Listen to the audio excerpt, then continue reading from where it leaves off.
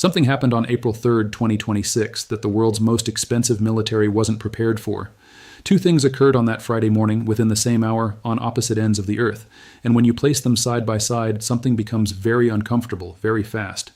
On one side of the planet, the President of the United States was making history in Washington, unveiling a military budget so enormous that most people genuinely cannot picture the number. On the other side of the planet, one of America's most advanced combat aircraft was falling out of the sky over Iranian soil, and one American service member was somewhere in the hostile terrain of southern Iran, alone, with enemy forces flooding the search area. Both things happened on the same morning. Neither one canceled out the other. That is where this story begins. Before most of Washington had finished its morning coffee, the Trump administration dropped the largest defense budget request in the history of the United States. $1.5 trillion. Not $1.5 billion. $1.5 trillion. A single figure that, according to the White House's own summary, approaches the scale of military investment seen only in the years just before World War II. The proposed increase was 44% above what the Pentagon was already receiving. To put that into perspective, the United States military was already the best-funded armed force on the planet by a margin that no other country comes close to matching, and the administration wanted to increase that by nearly half again. The justification was direct. America, the White House argued, now faced the most dangerous global environment since the Second World War. Inside those 92 pages, the specific allocations told their own story. $65.8 billion earmarked specifically for new ships and restocking munitions that had already been burned through in the war with Iran. 34 new combat and support vessels planned. Initial funding allocated for what the administration was calling the Trump-class battleship. A missile defense architecture stretching across American skies called the Golden Dome. And every single member of the U.S. military promised a pay raise between 5 and 7%. Washington analysts started running the numbers. Members of Congress began asking questions. Financial experts quietly started calculating what this meant for a national debt already climbing in the wrong direction. The message from 1600 Pennsylvania Avenue was unmistakable. The United States was not pausing. It was not recalibrating. It was accelerating into a military expansion that hadn't been seen in the modern era. The administration compared it favorably to the Reagan buildup and framed it as a necessary response to a world that had grown more dangerous, more unpredictable, and more hostile to American interests. That was the first headline. The second one arrived almost simultaneously from 6,000 miles away. The F-15E Strike Eagle is not a fragile machine. It is a twin-engine, two-seat, all-weather, multi-role combat aircraft built to fly fast, strike hard, and absorb punishment. It carries a pilot in the front seat and a weapons systems officer directly behind, two trained professionals operating one of the most sophisticated airborne platforms ever built. The jet can fly at speeds exceeding Mach 2.5, carry over 23,000 pounds of ordnance, and penetrate integrated air defense systems that would destroy lesser aircraft before they even reach the target area. This particular F-15E belonged to the 494th Fighter Squadron, operating under the 48th Fighter Wing. It was flying over southern Iran, near Qeshm Island, a location close to the Strait of Hormuz, one of the most strategically watched waterways on Earth. American aircraft had crossed that same area dozens of times during the previous 36 days of Operation Epic Fury without serious incident. Controlled airspace, military planners call it. The sky belongs to you. Your pilots go out and your pilots come home. On April 3rd, Iran had a different answer. Iranian forces engaged the aircraft using what Tehran's Qatam al-Anbiya Joint Military Command described as an advanced, previously undisclosed naval air defense system. An unnamed system. A system that, according to every official American intelligence assessment in circulation, no longer existed or had never been deployed in that configuration. Reports suggested the platform could be a variant of the third Khordad mobile surface-to-air missile system, a medium-range interceptor that had previously demonstrated the ability to engage high-performance jets. Whatever it was, it worked.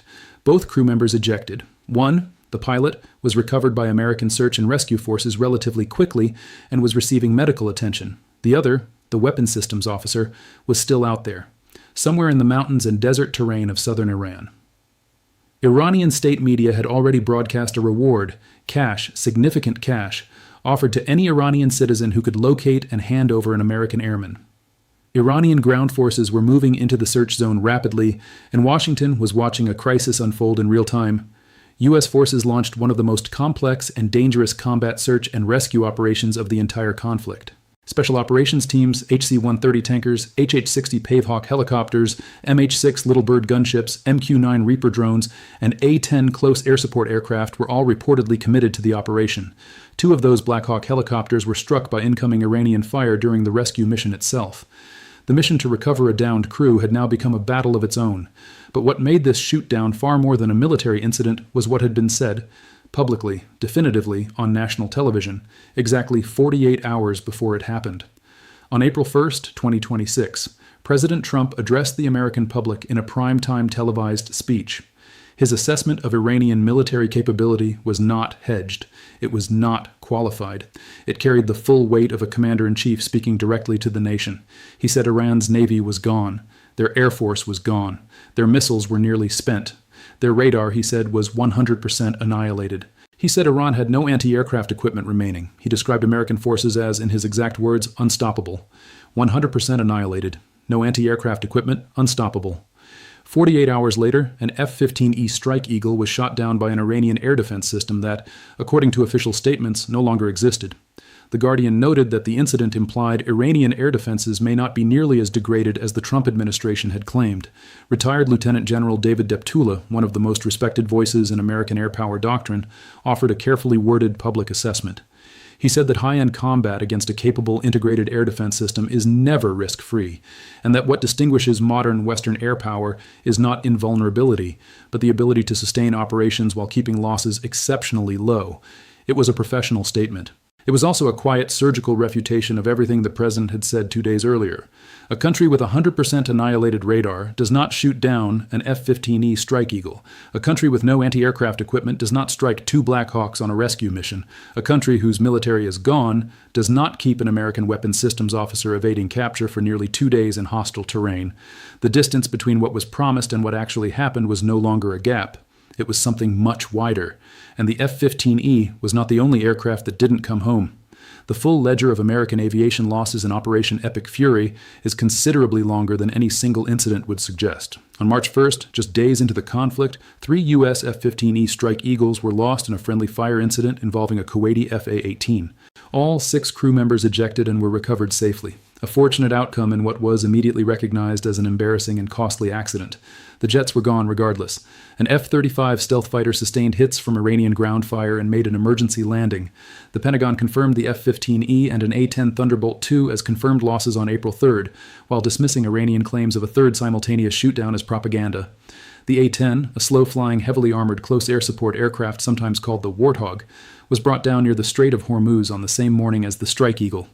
A fact that generated significantly less coverage, but raised its own set of questions about the state of Iranian air defenses in that region. At least a dozen MQ-9 Reaper drones had been lost over the course of the campaign. A KC-135 aerial refueling tanker, a support aircraft, not a combat jet, crashed in Iraq, killing all 6 crew members aboard. In total, 13 U.S. service members had been killed in combat actions against Iran as of the time of the shootdown. These are not minor operational friction figures.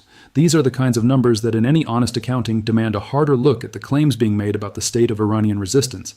Iran's military was supposed to be effectively destroyed.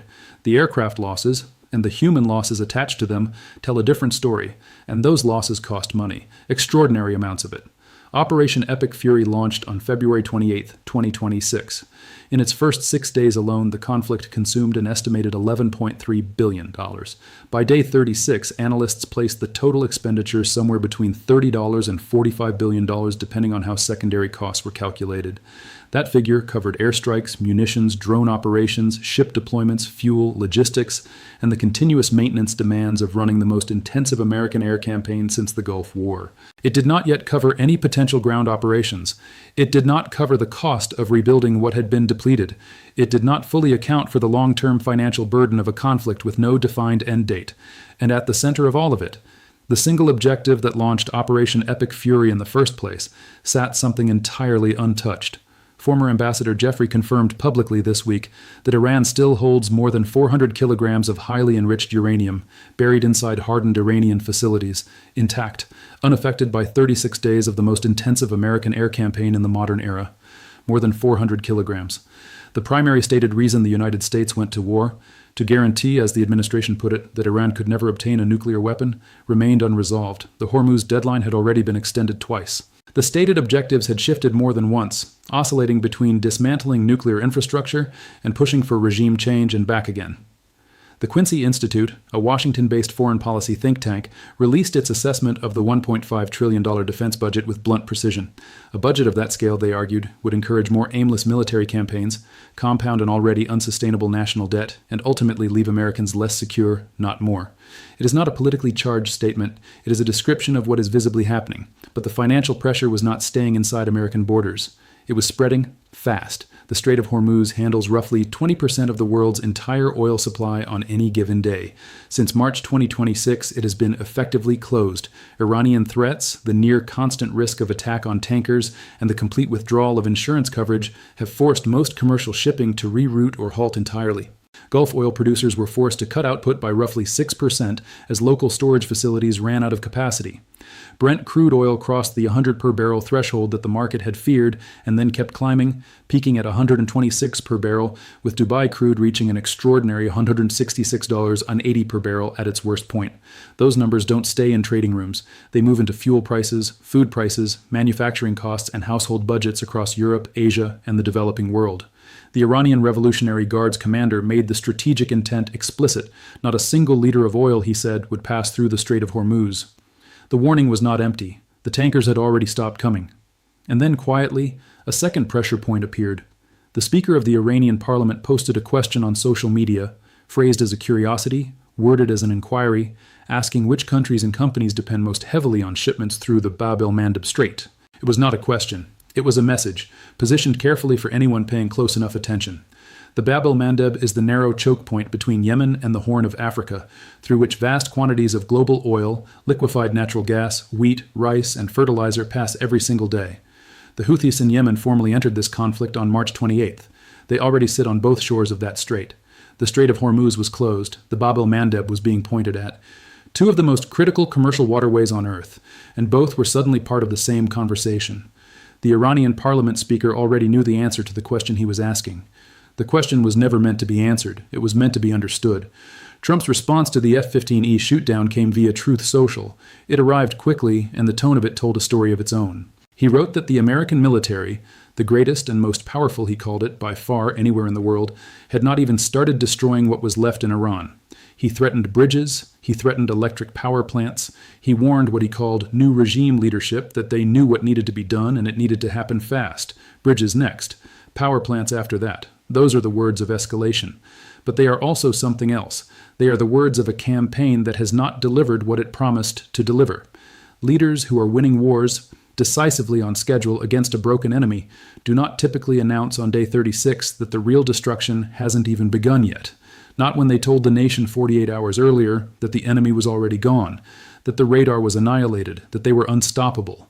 The language does not fit together, and the world was paying attention. History has a habit of placing two things side by side that were never meant to be compared. On April 3, 2026, the largest defense budget in American history and the loss of an F-15E Strike Eagle occupied the exact same morning. One promised a military so powerful that no adversary could challenge it. The other quietly raised a question that no official statement could answer. A country's radar cannot be 100% annihilated and then shoot down one of that country's most advanced combat aircraft 2 days later. Both things cannot be true. And one of them clearly is. The weapons systems officer from the 494th Fighter Squadron eventually evaded capture for nearly 2 days in hostile terrain before U.S. forces completed the rescue. The mission itself became a battle. Black Hawks hit by incoming fire, special operations teams deep in Iranian territory, a multinational rescue chain stretched to its limits. The crew was recovered. But the questions raised by their shootdown did not leave with them. $1.5 trillion requested. One F-15E down over Qeshm Island. An A-10 Thunderbolt II brought down in the same theater. 2 Black Hawks struck during the rescue. 3 F-15Es lost to friendly fire earlier in the campaign. 13 Americans killed. A KC-135 down in Iraq. 6 crew dead. More than a dozen Reapers gone. Oil prices past $126 a barrel. The Strait of Hormuz closed. a second choke point being quietly threatened, and 400 kilograms of highly enriched uranium still sitting exactly where they were when the first bomb dropped on February 28th. Day 36 of Operation Epic Fury ends not with a declaration of progress, not with a press conference announcing a breakthrough, and not with the dismantling of Iran's nuclear infrastructure. It ends with a combat search and rescue operation deep in hostile territory and a president on social media threatening the country's bridges. The war machine gets bigger. The questions get harder, and the gap between what was promised and what has actually happened keeps growing wider. One headline at a time. Prepared using Claude Sonnet 4.6.